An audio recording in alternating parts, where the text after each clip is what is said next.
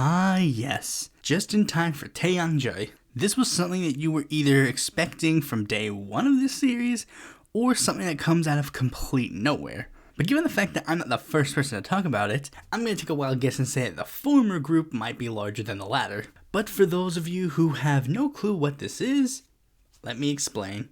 In Juche 59, the 5th Congress of the Workers' Party met with Premier Kim Il-sung to discuss a plethora of things, ranging from plans moving forward for the Democratic People's Republic of Korea to the creation of the Juche ideology, etc. One of the things Kim talked about was something called Samdaehyokmyeong, technical, ideological, and cultural. All things would intersect with one major idea, using film to build up the Juche ideology. And in Juche 61, the government particularly decided to subsidize animation with the intention of spreading their message to the North Korean youth. And one day in Juche 66, the state-run animation studio SEK Studio was tasked with producing a short film based on a section in a children's magazine known as Squirrel and Hedgehog.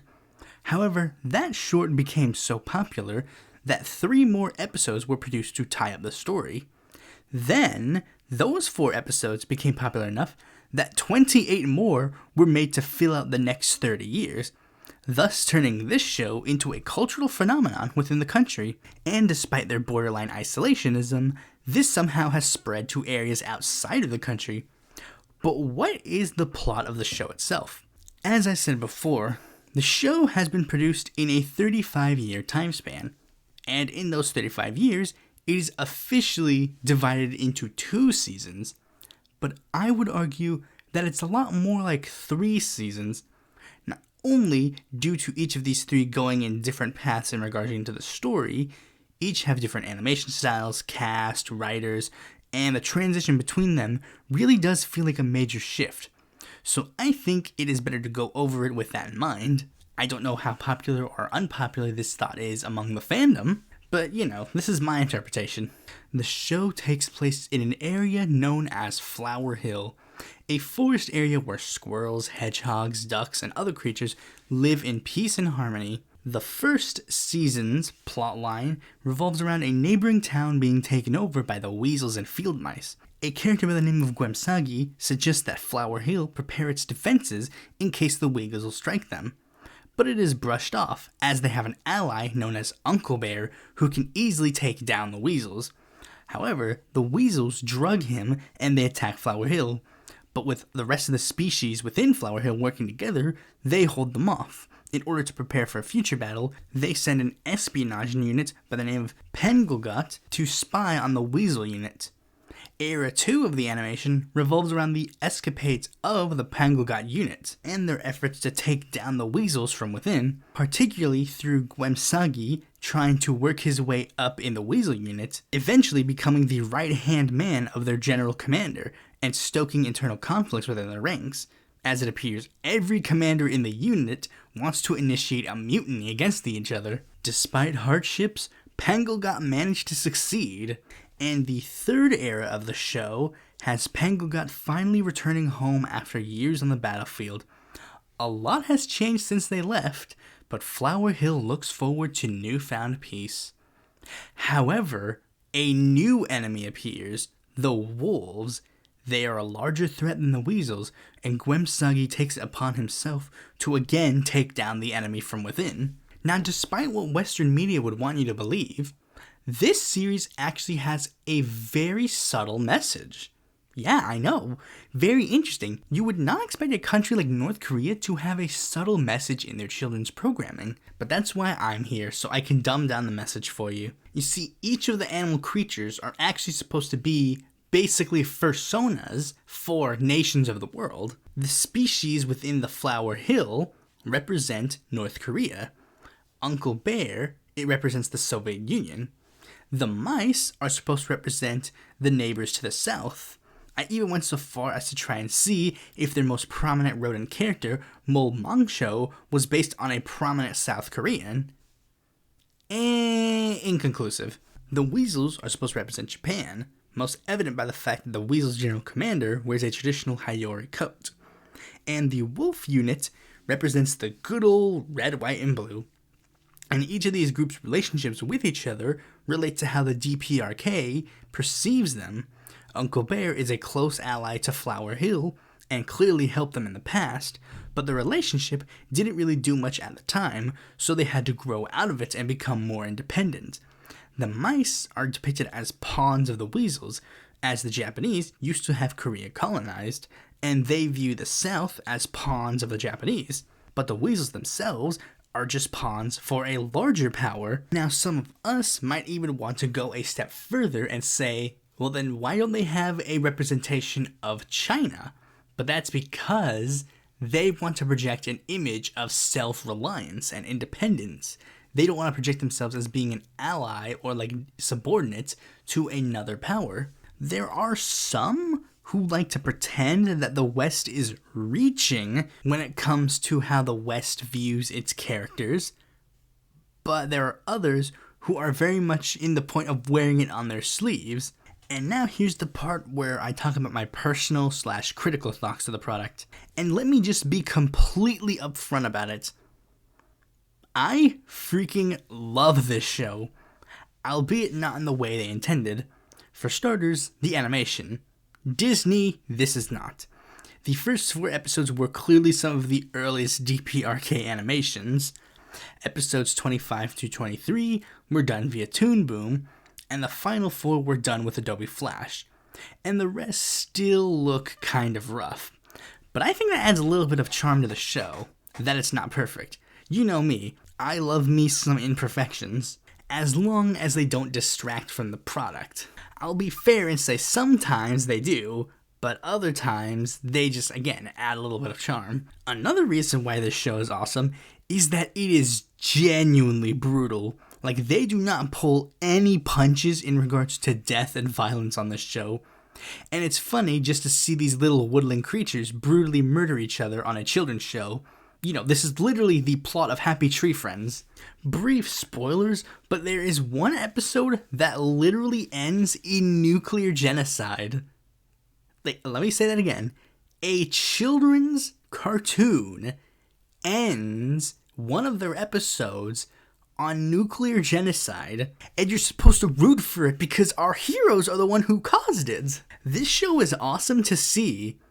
As a person who is not going to be brainwashed by it, it's of course really screwed up having this be propaganda be shown to children, but watching it as an adult and as a show that you know is not really based on any form of reality, it's pretty cool to watch.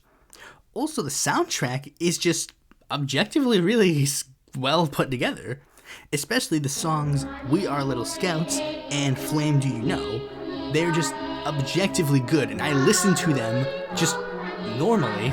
Another reason why I kind of liked it is for a similar reason why The Leader, another Eastern propaganda animation, was kind of popular within the West. And it's because all of the characters in Squirrel and Hedgehog are written with such weird and intense reverence for each other that it seems like they're all gay for each other. In fact, it almost looks like 2 of the characters are making out in this scene. I know for a fact that that was completely unintentional, but it just seems kind of funny to see. However, there are 2 major flaws that really do hurt the show. One, we really do not get time to develop the lands. We know basically nothing about Flower Hill or the Weasel Unit's actual government. It really doesn't develop an actual good contrast for them. Like, weasels are the bad guys because they are, and the squirrels are the good guys because they are. Why do the weasels want to take over Flower Hill? And is there an actual contrast to how they run societies that show why the weasels are bad leaders? There is an easy fix that I think you're supposed to kind of believe, but in the actual show, it just doesn't work. Have it so that Flower Hill is an area where every creature is considered equal. Everybody's on equal footing. Nobody gets preferential treatment based on the creature that they are.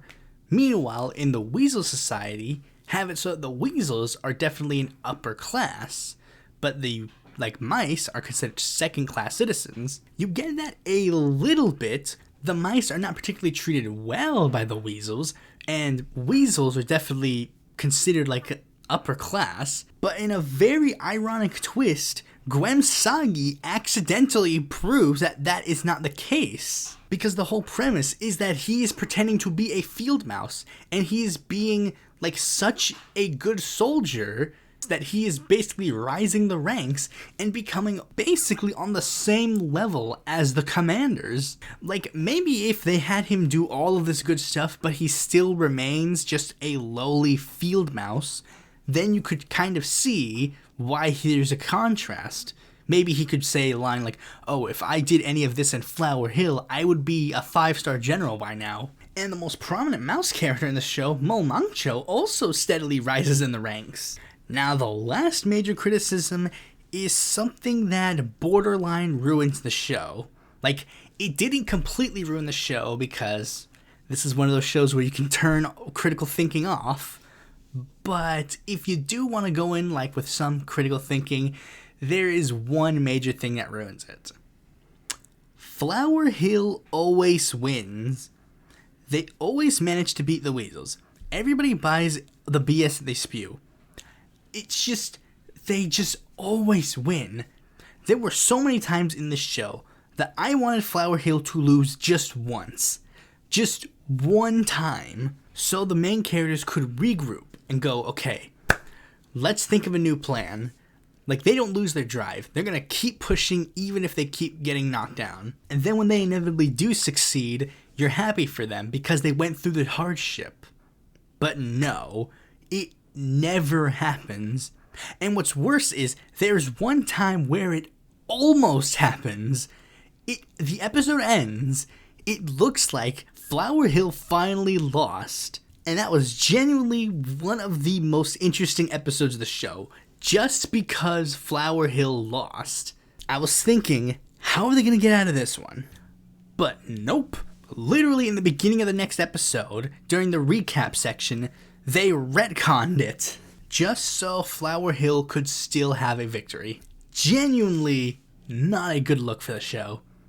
But otherwise, this is one of those shows that you can definitely watch just for fun. The whole show's available basically anywhere. Just look and you'll be able to find it. And like every good anime, there is even a divide because you can get into the sub v dub debate. Because yes, there is an official English dub of the show. I've not seen it because I have no interest in it. Mostly because they apparently take out like basically every single political commentary within the show. So yeah, feel free to watch it if you want. Thanks for watching this video. Be sure to like, comment, share, subscribe, and click the bell to be notified when a future video mine comes out.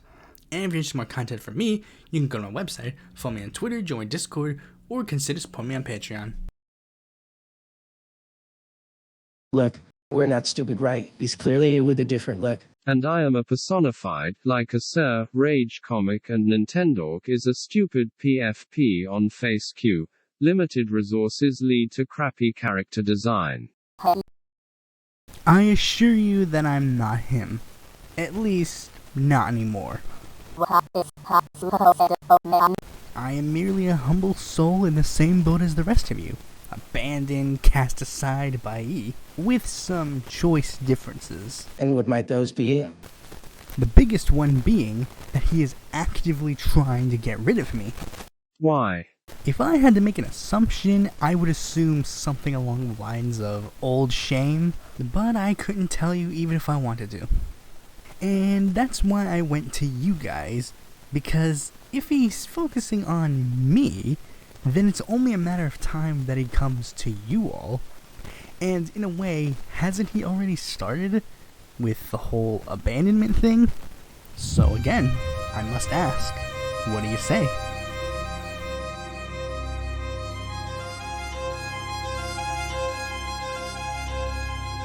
What do you got?